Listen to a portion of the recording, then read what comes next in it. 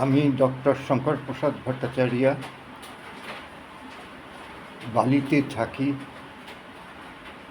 আমি বালির CPIM candidate Shankar মৈত্রকে ছোটোবেলার থেকে চিনি। আমাদের স্কুলেরই ছাত্র, আমার থেকে 3 বছরের ছোট। সে এই বামপন্থী আন্দোলনের সাথে ছোটোবেলার থেকে যুক্ত। আজকে সে নেতা হয়নি।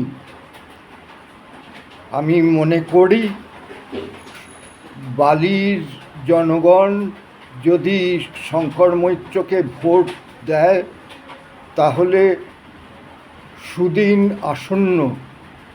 আমি সবাইকে অনুরোধ করছি যে